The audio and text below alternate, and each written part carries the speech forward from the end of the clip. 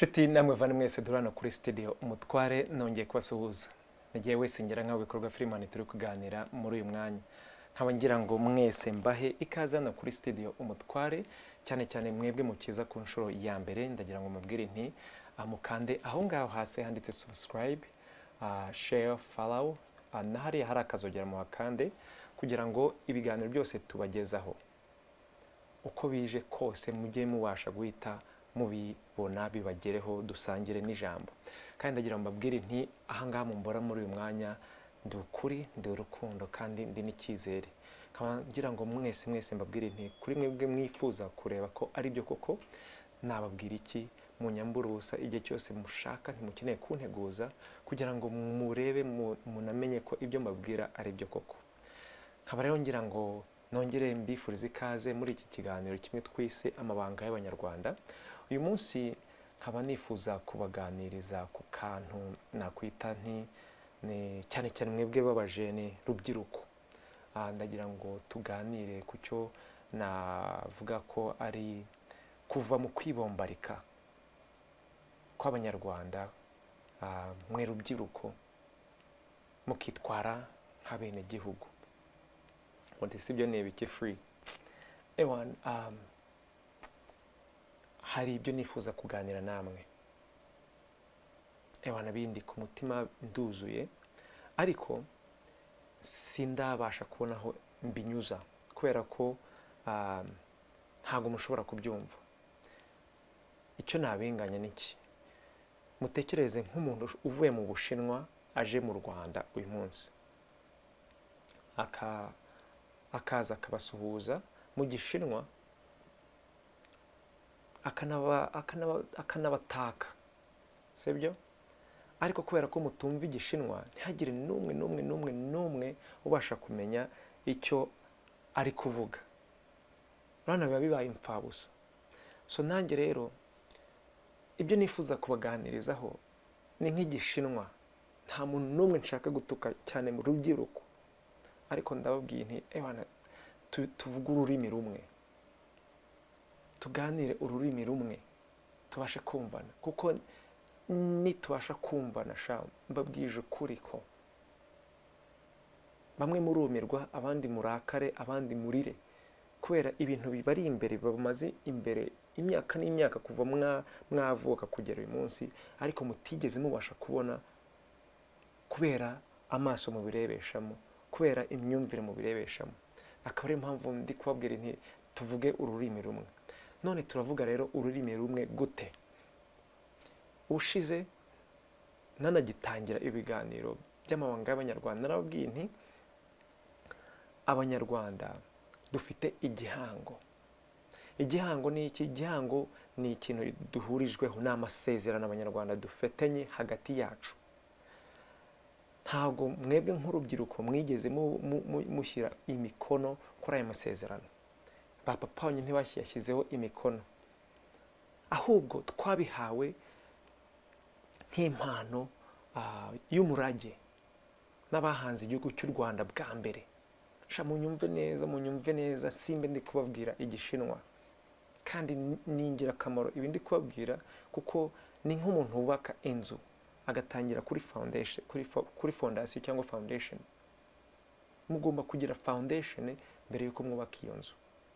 Nanjye naho numva ko dukeneye kurenga down cyangwa se kubanza tugasasira inzu foundation kugira ngo yicareho. So igihango cy'abanyarwanda kikubiye mu itegeko nshinga. Rubyiruko mu nyumve, mwe muri mu gihugu mu Rwanda no hanze y'igihugu, aho mwava mukagera, kwa kundi bavuga ngo musome ibitabo n'ibi njyewe kuri jyewe ndi mwarimu ndanagira ngo nanabibabwire nka mukuru wanyu cyangwa se murumuna wanyu. Nimba uzi gusoma, waramaze kumenya gusoma, igitabo cya mbere ugomba gusoma uyu munsi kibe itegeko nshinga ry'u Rwanda, waba uri mu gihugu cyangwa hanze. Nacyita nka Bibiliya nyarwanda.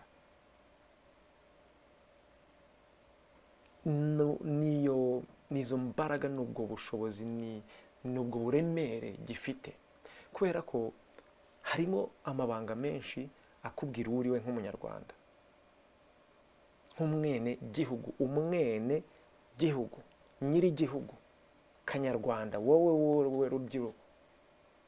Wowe ko yiko ntabwo uri mu Rwanda kubera ko uri umushyitsi. Ntugende wibombaritse ngo utamena amagi hano cyangwa hariya, ewana witware nk'umwene gihugu.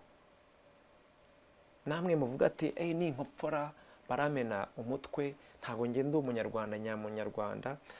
Bya bindi ejo bundi nigeze kuvugaho ko hari ibintu bimeze nk'ibyiciro, icyiciro cya mbere cy'abanyarwanda nyabanyarwanda, abanyarwanda ba kabiri, abanyarwanda ba gatatu, none n'aba bandi b'incakarafu mbese batari n'abanyarwanda ariko mwita ko muri abanyarwanda. Ntihagire umuntu n'umwe ubavutsa kuba umunyarwanda, umwene gihugu. Mwebwe rubyiruko mu nyumve, muri hanze muri no mu gihugu, bifite akamaro kanini. Wahe ndi kumaraho uyu mwanya mbibabwira. So mu kubaka ifondasiyo tukavuga ururimi rumwe, ibyo tubasha kuganira byose noneho biraza kuza kugira asanse mu mutwe yanyu, murabasha kubyumva neza. Kubera iki? Kubera ko uyu munsi abanyarwanda turi kuba manipule, cyangwa se bari kuduterateranya. Abantu bafite inyungu nyinshi zitandukanye n'ibihugu byinshi bitandukanye. Simbabeshya, uyu munsi abanyarwanda bari manipule, bari gutandukanywa, bari guteranywa hagati yabo n'abantu benshi bafite impamvu nyinshi, inyungu nyinshi zitandukanye zitagize aho zihuriye namwe bana b'igihugu. Sindi kubabeshya, nanone mubigenzure, mumaze gukura, cyane cyane mwebwe mubasha kunyumva muri uyu mwanya. Why do I care? Kubera iki byanshira ishati? Ewana ndananiwe kweri kubona ibintu bikomeza kutubaho, umuntu akicara kwa kundi ngo ni ukwibombarika, ntagire ikintu tubikoraho, kandi ari twebwe ingaruka zigiraho. Maze gukuraho gatoya, ndacyari umwana ariko maze gukura. Ariko nk'iyo mbonye nk'ibintu nk'izi ntambara zimaze imyaka n'imyaka ziriho z'urudaca, birambabaza ku mutima. Nareba abantu bari gupfasha bazira ubusa, batagize n'aho bahuriye n'intambara, birambabaza. Kandi ari bene kanyarwanda, nawe urimo. Iyo mbona mwene kanyarwanda uburara ari mwene gihugu, birambabaza. Nta munyarwanda n'umwe wagombye kuburara, waba uri mu giturage cyangwa se uri mu igorofa rya mbere mu mujyi wa Kigali. Nta munyarwanda n'umwe wagombye kuburara uyu munsi. Kubera iki? Kubera kutamenya kuri kanyarwanda. Tekereza nimba nko mu rugo mufite stock y'ibiryo, mufite magaze mu rugo y'ibiryo, ukajya gusabiriza hanze ngo nibaguhe ibiryo mufite magaze, ariko ikibazo ukaba udafite urufunguzo rufungura muri magaze ngo ubashe kwiha ibiryo. Ikibazo ntabwo ari ibiryo ubuze, ikibazo ni uko udafite urwo rufunguzo cyangwa se ngo unamenye n'uburyo uhafungura. Nicyo kiri kutwica rubyiruko. Ni naho rero nifuza ko dufate imfunguzo dufungure igihugu cyacu. Gifite inzugi nyinshi, inzugi z'ubukire, inzugi z'ibyiza, inzugi zirimo inzugi z'amata n'ubuki. Wowe mwene kanyarwanda ufite urufunguzo. Icyo ubuze n'ubumenyi kugira ngo ube gufungura uwo muryango. Aba badukuriye, ba papa, ba mama, ba sogokuru, ba sogokuruza, bamwe muri bo bazi izo mfunguzo. Ariko kubera ko harimo abakiri kwigendera ku nda zabo n'abari gukorera abandi, babandi bari kugenda baduterateranya bafite inyungu zabo, baragoswe, ntago bashobora no kubasha kutubwira ibyo ngibyo.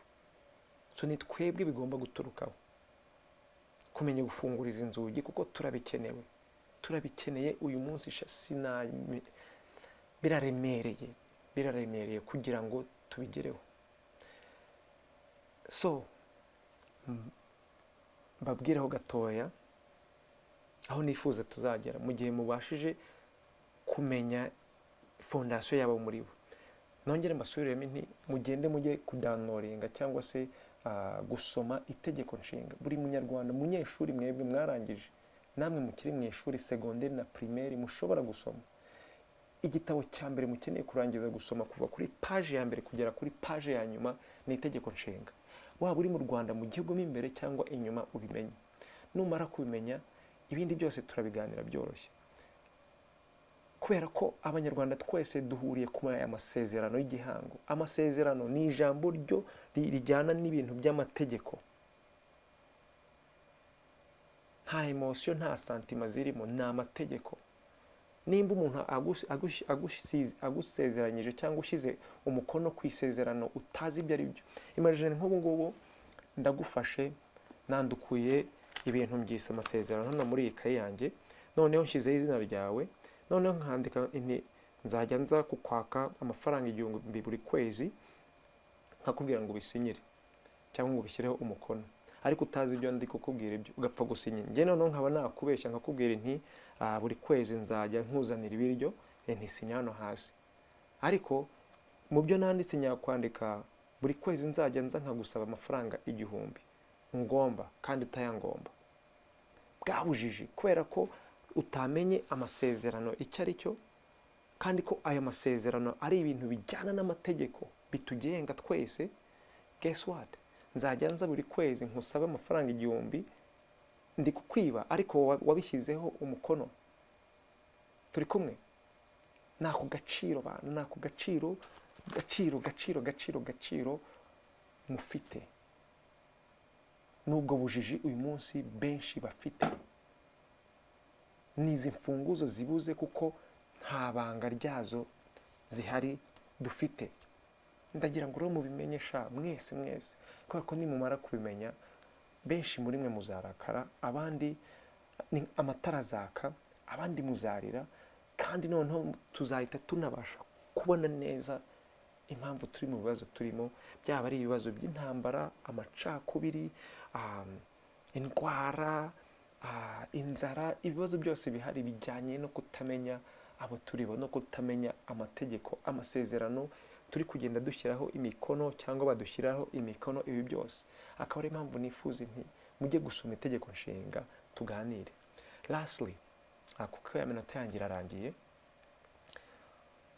mwe mufite ubwenegihugu butandukanye muri mu bindi bihugu, mbahe umukore nti mujye kujya kwiga ku Rwanda biturutse muri ibyo bihugu, mumenye u Rwanda nk'abenegihugu b'ibyo bihugu bindi, mukore ubushakashatsi ku Rwanda, murabona icyo umunyarwanda uri mu gihugu yitwa ibanga, nta banga ririmo. Nkabongera ngo ibyo bintu tubiganireho, tubishyire mu mucyo. Ibibazo byose twagize, u Rwanda rwagize kuva muri za repubulika igiyeho, reka bariho nanahera, biranditse muri ibi bihugu turimo. Mbahe n'akarushyo, iyi ntambara yo muri 90, ibyo bita amabanga, nta mabanga arimo. Ni amabanga ku bantu bari mu Rwanda batabizi, ariko mwe muri mu bihugu byo hanze nta banga ririmo, kuko byose biranditse.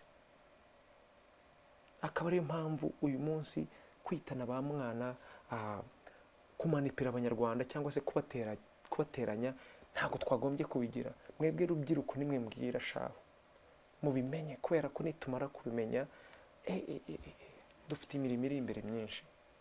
I'm excited, ndishimye, ariko ndabategereje. Ndakomeza mbavungure ko bishoboka, tuve ku mata y'abana tujye mu biryo nyabiryo, kuko nkeneye kuganira namwe ku biganiro nyabiganiro. Nta nubwo ibi biratangira for real. Ndagira ngo rero mbashimire, ya minota yanjye irarangiye muri uyu mwanya. Nige singira nk'abikorwa Freeman hano kuri studio Umutware. Ndabakunda sana, ndabakunda, kandi agira ngo mbabwire nti iki gihe ni igihe cyacu. Iyi ni season yacu, ni igihe cyacu, ni ibihe byacu, ni isaha yacu. Tugomba gukosora ibi bintu turi mu bibazo igihugu kirimo. Ba papa baragoswe, ba sogokuru baragoswe, abayobozi baragoswe, n'abantu bafite inyungu zabo batandukanye. Tubagobotore. Niyo mpano nshaka kubaha. biroroshye nta banga ririmo, ariko ni ngombwa ko tumenya abo turi bo. Wa mukoro mbahaye, mujye kumenya u Rwanda muturutse mu bihugu murimo, mu rwiga tubiganiraho ubutaha. Ndabashimiye cyane, ndabakunda cyane, mugire umunsi mwiza n'ijoro ryiza kuri mwebwe mugiye kuryama.